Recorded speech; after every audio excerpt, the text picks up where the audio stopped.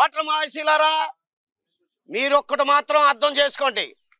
5 సంవత్సరాలకు ఒకసారి వచ్చే ఈ ఎలక్షన్లో మీ దగ్గర ఒక ఆయుధం ఉంది. అదే ఓటనే ఆయుధం. ఆ ఆయుధంతో మీ దగ్గర ఉంది కాబట్టి రాజకీయ నాయకులంతా మీ చుట్టూరు తిరుగుతూ ఉంటారు. మాకంటే తెలివైన వాళ్ళు ఓటర్లు. ఒక్కసారి ఆలోచించండి ఓటర్ మహాశీలారా. ఈ ఆయుధంతో మీరు ఒక మంచి వ్యక్తిని గెలిపించుకునే అవకాశం మీ చేతికి వచ్చింది. కూటమి ఏపీకి రావడం మనం చేసుకున్న అదృష్టం. అభివృద్ధికి మూలం చంద్రబాబు నాయుడు గారు. ఆకలన్నా అన్యాయం ఉన్నా సరే ముందుండే వ్యక్తి పవన్ కళ్యాణ్ గారు. వీళ్ళిద్దరికీ తోడుగా కేంద్రంలో మోదీ గారు ఉన్నారు. అభివృద్ధి జరుగుతుంది, అన్యాయాన్ని ఎదిరించడానికి పవన్ కళ్యాణ్ గారు ఉన్నారు. మన ఏపీకి నిధులు పంపించడానికి మోదీ గారు ఉన్నారు.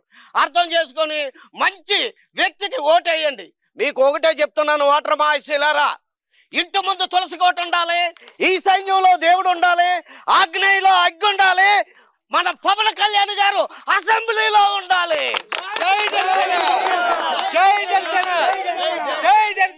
ఓటర్ మహాశీలారా, చర్చిలో యేసుప్రభు ఉండాలి, మసీదులో అల్లా ఉండాలి, తిరుపతిలో వెంకన్న బాబు ఉండాలి, మన అసెంబ్లీలో పవన్ కళ్యాణ్ గారు ఉండాలి.